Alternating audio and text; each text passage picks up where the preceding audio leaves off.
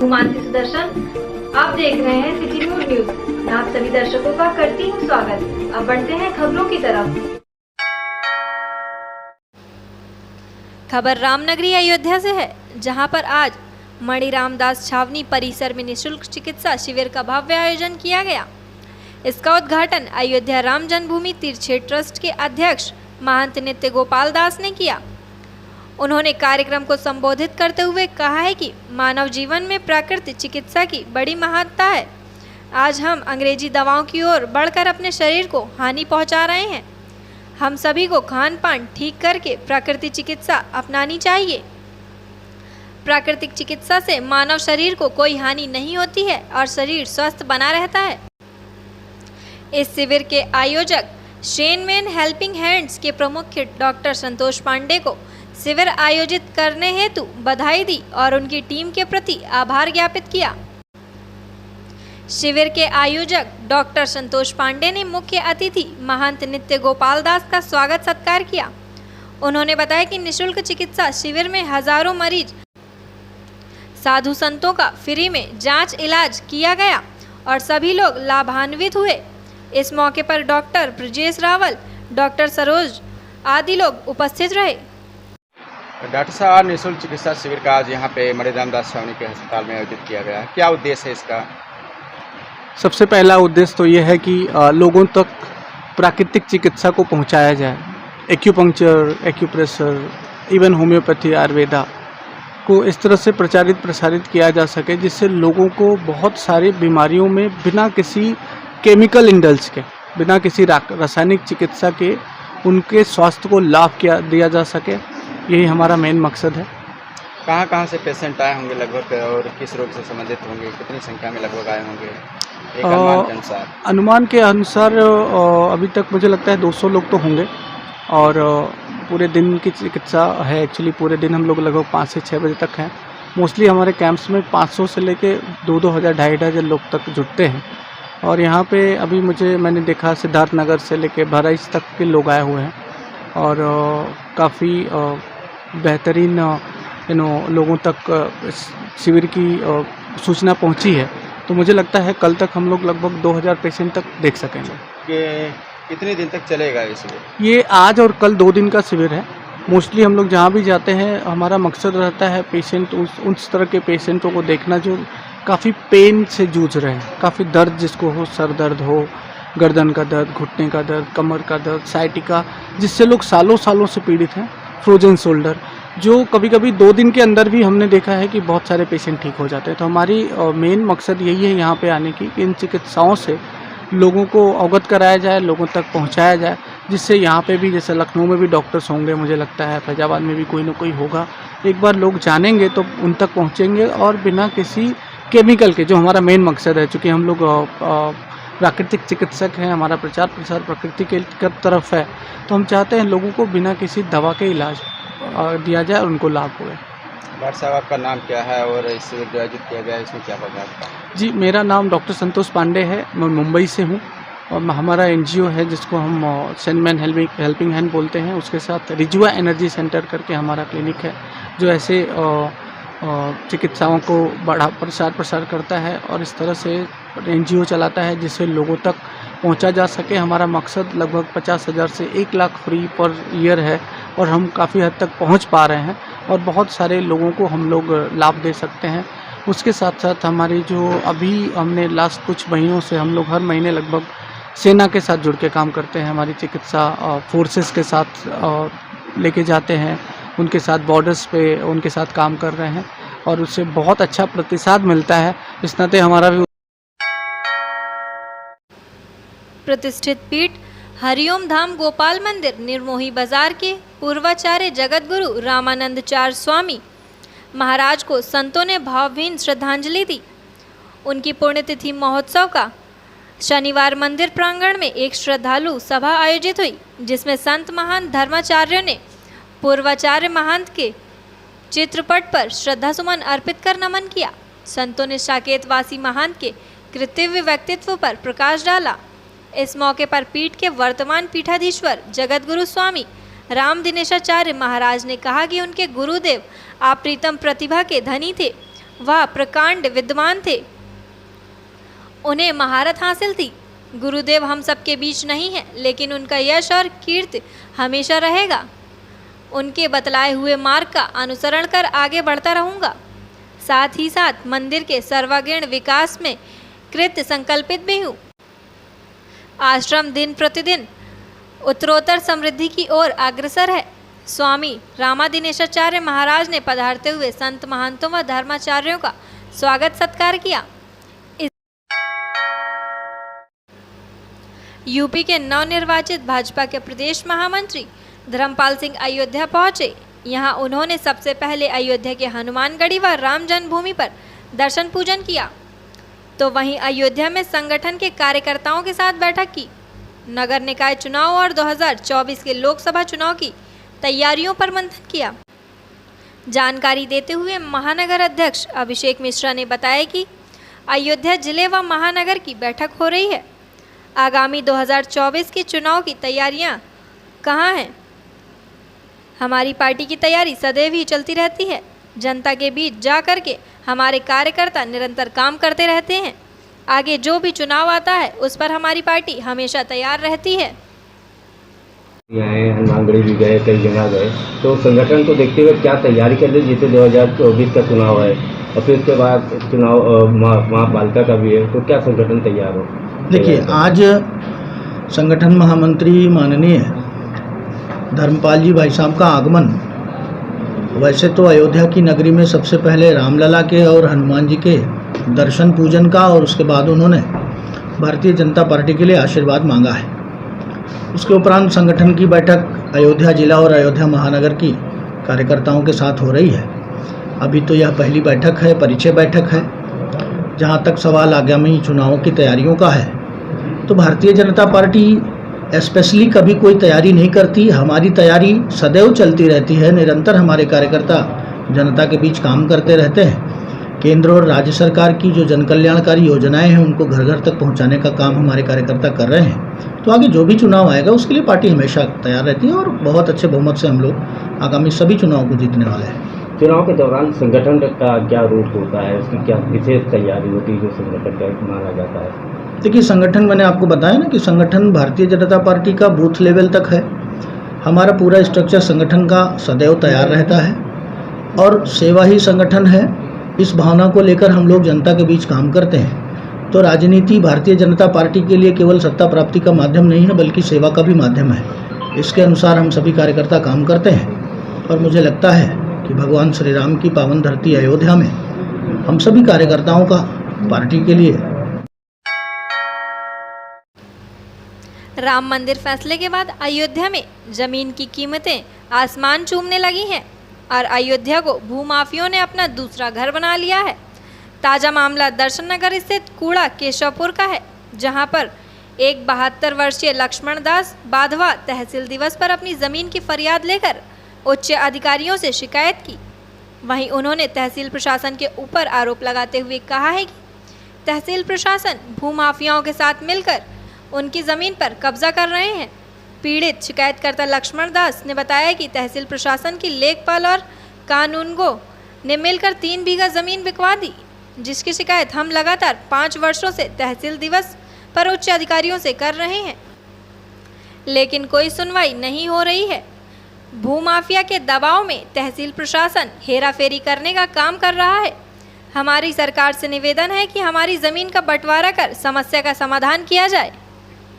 है जो 3 बीघा बची हुई है ज़मीन, उसको जो है लेखपाल कानून ने मेल के उसको बेच दिया, बिकवा दिया है, सब बेच गया। जैसे किसी ने हमसे 10,000 फुट खरीदी और 25,000 बेच दी, उसके सब दाखिल खारिज हो गए, सब वो हो गया, क्या कहते हैं, कब्जा हो गया, कब्जा दिला दिया। बार बार हम 5 साल से लगातार चक्कर लगा रहे हैं, तहसील दिवस डीएम सबके यहाँ का एप्लीकेशन दे दिया, उसके बावजूद जो है इस पर कोई कार्रवाई नहीं होती। ये दर्शन नगर फैजाबाद का मामला है और क्या कहते हैं, कानूनगो और लेखपाल को जो है कानूनगो बना दिया गया। मुख्यमंत्री दे दिया था।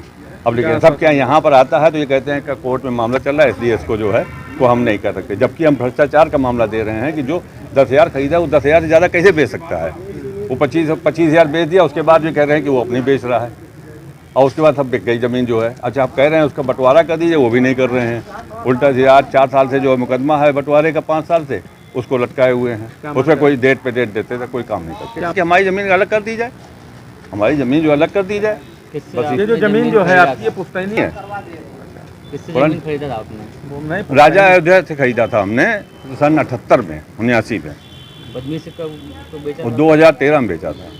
किसको बेचा था आपने? वजमी विकास। अच्छा, उसमें एक विकास मल्होत्रा ने ली थी, 2 बीघा उनकी भी ज़मीन थी, उसकी तो ज़मीन पूरी बेच ली। वो बेचारा डर के मारे आता ही नहीं है, उन लोगों के डर से। तो पूरी उनकी भी ज़मीन 2 बीघा बेच दी है। तो आप क्या चाहते हैं? आप हम चाहते हैं हम लोग की ज़मीन अलग करके बंटवारा किया जाए। अच्छा, और एक वो अतुल सिंह है, नेता है, उन्होंने जो है 5 बीघा खरीदी थी, पीछे की ज़मीन एग्रीकल्चर में खरीदी थी, आगे मेन रोड की ज़मीन कब्जा कर ली 5 बीघा, और 5 जगह 6 बीघा कब्जा किए, वो भी नहीं दे रहे हैं, वो भी नहीं ये छुड़ा पा रहे हैं, दे रहे हैं। क्या नाम आपका? लक्ष्मण दास वाधवा।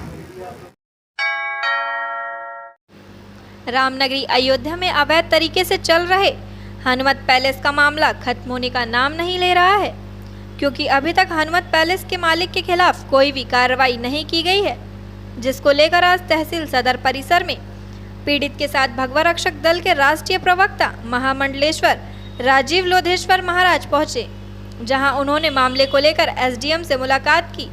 इस दौरान मीडिया से मुखातिब होते हुए बताया कि जिस जमीन पर रामभद्र दास ने अपना रेस्टोरेंट बना रखा है, सदियों के अनुसार नियमावली बोलती है कि जमीन का कोई भी बैनामा नहीं करा सकता है, मगर महंत मुरली दास ने उसका बैनामा अर्चना पांडे और रामभद्र को किया, तो अर्चना पांडे और रामभद्र ने 8-8 लोगों को बेच दिया।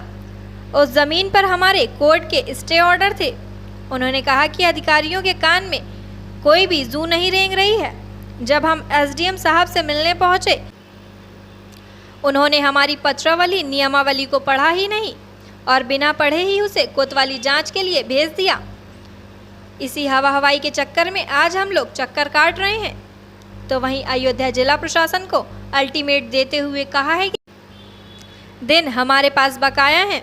अगर हनुमत पैलेस पर हमें कब्जा नहीं दिलाया गया तो 27 दिन के अंदर सरयू नदी में जल समाधि ले लेंगे, जिसका जिला प्रशासन अयोध्या पूर्ण रूप से जिम्मेदार होगा। मोहल्ला जलवानपुरा, ठीक है, रेलवे स्टेशन रोड, वहाँ हमारी जगह काफ़ी पुरानी पड़ी हुई है। जिस ज़मीन पर रामभद्र ने अपना हनुमंत रेस्टोरेंट बना रखा है और महंत मुरलीदास ने, जबकि नियमावली ये बोलती है सदियों से, अभी नहीं, हमारा जन्म भी नहीं था, दादा की भी नहीं था, सदियों से वो नियमावली बोलती है कि ज़मीन का कोई भी बैनामा नहीं कर सकता, मगर महंत मुरलीदास ने उसका बैनामा किया अर्चना पांडे को, रामभद्र को। रामभद्र ने क्या किया, अर्चना पांडे ने 8 लोगों को बेच दिया। और बेचा कब? बेचा जब है कि उससे पहले हमारी स्टे थी, स्थगन आदेश थे, कोर्ट के सब कुछ थे, लेकिन अधिकारियों के कान में कोई जू नहीं रहेगा। अभी हम यहाँ तहसील परिसर प्रांगण में खड़े हुए हैं। अभी जब हम एसडीएम साहब से मिले और एक पत्रावली अपनी पूरी दे के गए, नियमावली दे के गए, तो बोल रहे हैं कि हमने साहब पढ़ी नहीं, हमने कोतवाली भेज दी जांच के लिए। जब आपने पढ़ी नहीं तो साहब कल ऐसा ना हो आपके सामने कोई डॉक्यूमेंट्स आ जाए फिर वो कहे कि साहब दस्तखत कर दो, आपकी ज़मीन और जायदाद हमारी तरह कोई भी लिखवा सकता है। इसलिए सबसे पहला कर्तव्य आपका बनता है कि उन डॉक्यूमेंट्स को पढ़ें, हवा हवाई ना करें, और हवा हवाई के चक्कर में हम लोग चक्कर काट रहे हैं। इसलिए हमने अल्टीमेट भी दिया है, 27 दिन हमारे पास अभी बकाया है। अगर हनुमंत रेस्टोरेंट पर हमें कब्जा नहीं दिलाया गया, हमारी ज़मीन हमें वापस नहीं की गई, तो 27 दिन के अंदर मैं राजीव लोधेश्वर महाराज फिर बोल रहा हूं कि जल समाधि लूँगा। इसका जिला प्रशासन अयोध्या पूर्ण तरीके से जिम्मेदार होगा।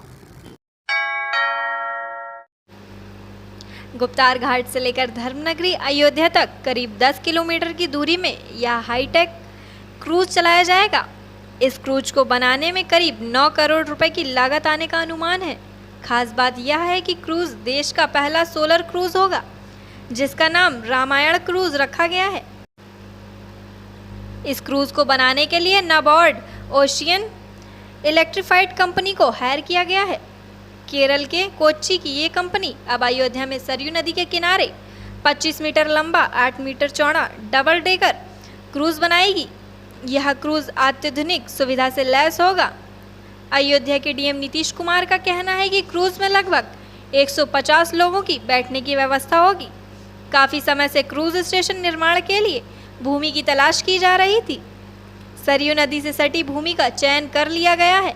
लगभग 15,000 स्क्वायर फीट भूमि पर निर्माण कार्य होगा। इसके बाद निर्मित क्रूज को नदी में उतारा जाएगा। सरयू नदी के किनारे गुप्तार घाट पर स्थित विसर्जन घाट के पास यह जमीन उपलब्ध कराई जा रही है, जिसमें क्रूज का निर्माण कार्य शुरू होगा। बता दें कि डीएम नीतीश कुमार, जिला प्रशासन के अन्य अधिकारियों की मौजूदगी में क्रूज निर्माण स्थल का निरीक्षण किया गया था। सब कुछ ठीक ठाक रहा तो सितंबर माह से क्रूज का निर्माण शुरू हो जाएगा। मार्च 2023 के आखिरी सप्ताह तक इसका काम पूरा होने के साथ ही भगवान राम के प्राकट्य उत्सव रामनवमी पर इस ग्रुप के लोकार्पण की योजना है। हाँ बिल्कुल, इसमें जो हम लोग जो क्रूज चलाने की बात चल रही है, माननीय मुख्यमंत्री जी की भी पहले से ये रही है कि इसमें चलाया जाए क्रूज। और यहाँ पे जो खासियत होगी, जो अलकनंदा क्रूज से बात हुई थी तो उन लोगों ने कहा था कि यहाँ कुछ स्पेशल किया जाएगा अयोध्या को दृष्टिगत रखते हुए, और यहाँ सोलर क्रूज चलाने की बात चल रही है। और निर्माण कार्य भी उनकी इच्छा है कि यहीं किया जाए, निर्माण कार्य भी यहाँ किया जाए। तो ये भी बात चल रही है और जल्दी ही फाइनलाइज हो जाएगा। ये अभी अगर यहाँ जब कंस्ट्रक्शन स्टार्ट होता है तो उससे 8 से 9 महीने लगेंगे। झारखंड के दुमका की बेटी अंकिता की जघन्य हत्या को लेकर देश भर में गुस्सा है। वहीं देश के अलग अलग राज्यों में इस मामले को लेकर लोगों ने कत्ल के आरोपी को सजाए मौत की मांग की है। तो अब इस मामले पर रामनगरी अयोध्या के प्रमुख सिद्धपीठ हनुमानगढ़ी के पुजारी राजू दास ने एक विवादित बयान जारी करते हुए कहा है कि जो भी व्यक्ति अंकिता के हत्यारे को जिंदा पेट्रोल डालकर जलाएगा उसे वह 11 लाख रुपए का इनाम देंगे। इतना ही नहीं, राजू दास ने दावा किया है कि इनाम की धनराशि उनके पास आ चुकी है। अब उन्हें इंतजार है कि कौन इनामी धनराशि को लेने के लिए झारखंड की बेटी को इंसाफ दिलाता है। झारखंड की एक सामान्य परिवार की रहने वाली अंकिता, जो पढ़ने में बहुत तेज थी, उसके मन में कुछ बनने की ललक थी, लेकिन नजर लग गया एक शाहरुख नाम का मुस्लिम युवक का, जिसने जबरदस्ती उसको निकाह करने के प्रयास किया। और जबरदस्ती इतना किया, जब उसने मना कर दिया तो पेट्रोल डालकर और आग लगा दिया घर में। और उसने जब एक दिन पहले अपने पिताजी को उसने शिकायत किया तो उसने कहा चलो कल बात करेंगे लोगों से, लेकिन रात में ही पेट्रोल डालकर आग लगा दिया गया और वो हॉस्पिटल में जूझते हुए मर गई। जब वो बयान दी तो वो बोली कि जैसे हम तरफ तरफ के मर रहे हो वैसे उसको भी तरपा तरपा के मारा जाए। इसके नाते मैं महंत राजू दास या हिंदू संगठनों से अपील किया, आह्वान किया उन भाइयों से कि अंकिता जैसी हमारी बहन को न्याय नहीं मिल पा रहा है। इसके नाते अंकिता ने कही थी कि जैसे मैं तरफ के मर रही हूं ऐसे उसको भी ऐसी सजा मिले। इसके नाते मैंने 11 लाख रुपए की घोषणा किया है कि जो शाहरुख के ऊपर पेट्रोल डालकर आग लगा के मारेगा उसको 11 लाख मेरी तरफ से इनाम है। अयोध्या की घटना तत्काल की है। अभी 3 लड़कों की गिरफ्तारी हुई है। हमारी 2 बहनें रोज स्कूल जाया करती थी, उसको लगातार वो छेड़ता था, चीटाकसी करता था और कहता था तुम्हारे साथ हम निकाह करेंगे। आज गिरफ्तारी हुई है। तो ये पूरे देश में ऐसे प्लानिंग चल रही है। लाखों अंकिता, लाखों हमारी बहनें जिसके साथ ऐसी घटनाएं हो रही है, कुछ ही ऐसी बच्चियां हैं जो कह पा रही है। अब देखिए राजस्थान में हत्या कर दी गई, तो कितने दुर्भाग्य की बात है। इसके नाते हिंदुओं को अपील करते हैं कि इस विषय में सतर्क हो, तभी हमारी आपकी बहन बेटी बच सकती है। नहीं तो ऐसे लगातार लाखों शाहरुख हमारी बहन बेटियों का अपहरण करेंगे, इज्जत लूटेंगे, जबरदस्ती धर्मांतरण कराएंगे, धर्म परिवर्तन कराएंगे। अभी मामला गुजरात की है। गुजरात से एक बच्ची को भगाकर अंबेडकर नगर लाया गया, उसके साथ निकाह कर ली गई। वो एससी परिवार की है, उसकी मां दर दर की ठोकर खा रही है। इस पे कोई बोलने वाला नहीं है, उसके साथ कोई न्याय नहीं हो रहा है। तो इसके नाते हिंदू संगठनों से अपील है, 11 लाख का इनाम मेरी तरफ से है जो भी उसको जिंदा पेट्रोल डालकर आग लगाएगा। क्योंकि हमारी बहन अंकिता ने कही है कि जो मेरे साथ हुआ है उसके साथ भी होना चाहिए, तो अंकिता के साथ न्याय होना चाहिए। इसके नाते हमने अपील किया है। अयोध्या जनपद के धनीपुर मस्जिद निर्माण में संकट के बादल मंडरा रहे हैं। इंडो इस्लामिक कल्चर फाउंडेशन ने 1.5 वर्ष पूर्व अयोध्या विकास प्राधिकरण में नक्शे के लिए आवेदन किया था। लेकिन संबंधित विभाग से अनापत्ति प्रमाण पत्र न मिलने के कारण मस्जिद का निर्माण शुरू नहीं हो पा रहा है। राम मंदिर बाबरी मस्जिद फैसले पर सुप्रीम कोर्ट द्वारा सोहावल तहसील के धनीपुर गांव में मस्जिद निर्माण के लिए 5 एकड़ जमीन दी गई थी। मस्जिद के लिए अब तक नक्शा पास करने की प्रक्रिया भी पूरी नहीं हो पा रही है। अब इसमें एक नया रोड़ा सामने आया है। अयोध्या विकास प्राधिकरण ने नक्शा पास करने के लिए 8 विभागों से अनापत्ति प्रमाण पत्र मांगा। अभी तक किसी भी विभाग ने अनापत्ति प्रमाण पत्र नहीं दिया है। केवल अग्निशमन विभाग ने मौके पर पहुंचकर जांच की तो पाया जिस तरह से मस्जिद का निर्माण होना है उस पर अप्रोच रोड की चौड़ाई बहुत कम है। अप्रोच रोड की चौड़ाई मौजूद समय में केवल 6 मीटर है, जबकि 12 मीटर होनी चाहिए। ऐसे में अग्निशमन विभाग ने अनापत्ति प्रमाण पत्र देने से मना कर दिया है। इंडो इस्लामिक कल्चर फाउंडेशन मस्जिद ट्रस्ट के प्रवक्ता अरशद अफजल खान ने बताया कि अयोध्या विकास प्राधिकरण में 15 जुलाई को अग्निशमन विभाग समेत 8 विभागों को पत्र भेजकर अनापत्ति प्रमाण पत्र मांगा था, लेकिन किसी भी विभाग ने अनापत्ति प्रमाण पत्र नहीं दिया। अग्निशमन विभाग की आपत्ति के बाद फाउंडेशन ने मांग की है कि सरकार अप्रोच रोड को 6 मीटर से बढ़ाकर 12 मीटर करे ताकि अग्निशमन विभाग से अनापत्ति प्रमाण पत्र जारी हो सके। हमने तकरीबन 15 महीने पहले अयोध्या विकास प्राधिकरण में नक्शा जमा किया था पास होने के लिए। वो तब से लटका रहा। पिछली 15 जुलाई को अयोध्या विकास प्राधिकरण ने 8 विभागों को पत्र जारी कर हमारे प्रोजेक्ट के लिए एनओसी देने का आग्रह किया है। अभी तक किसी विभागीय अधिकारी ने स्थलीय निरीक्षण भी नहीं किया है। सिर्फ अग्निशमन विभाग के अधिकारियों द्वारा स्थलीय निरीक्षण हुआ। उन्होंने पाया कि अप्रोच रोड बहुत पतली है। जो हमारा प्रोजेक्ट है मस्जिद, अस्पताल, कम्युनिटी किचन, रिसर्च सेंटर, उसकी ऊंचाई वगैरह को देखते हुए अप्रोच रोड कम से कम 12 मीटर की होनी चाहिए, जबकि मौके पे 6 ही मीटर है। अग्निशमन विभाग ने हमें पत्र लिखा है और हमारी एनओसी होल्ड कर ली है और कहा है कि 12 मीटर रोड होने के बाद हम एनओसी जारी करेंगे। क्योंकि ये जमीन उत्तर प्रदेश सरकार के निर्देश पे अयोध्या प्रशासन ने हमें दी है, हम उत्तर प्रदेश सरकार से और अयोध्या प्रशासन से विनम्र निवेदन और अपील करते हैं कि जल्दी से जल्दी उस अप्रोच रोड को 12 मीटर किया जाए ताकि हमारा प्रोजेक्ट जो पिछले 1.5-2 साल से लटका हुआ है शुरू हो सके और अयोध्या में मस्जिद, अस्पताल बन सके, जो कि सुप्रीम कोर्ट की मंशा है। सुप्रसिद्ध दांत का अस्पताल, विदेशी उपकरण द्वारा आधुनिक सुविधाएं उपलब्ध। DS Prajapati dental clinic, Sahebganj Havells showroom के सामने, अयोध्या रोड, जिला अयोध्या।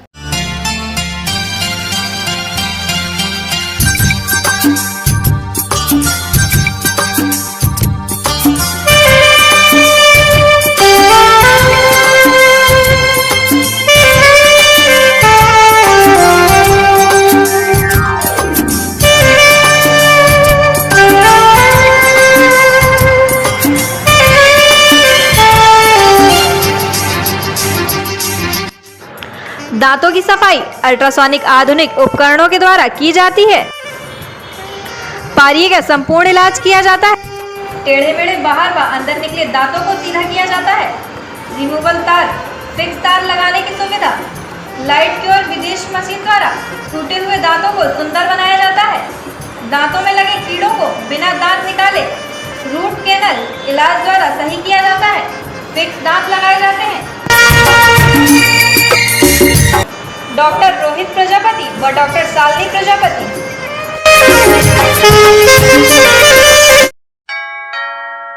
आज के लिए बस इतना ही। कल फिर मिलेंगे इसी समय इसी चैनल पर। अब हमें दीजिए इजाजत। नमस्कार।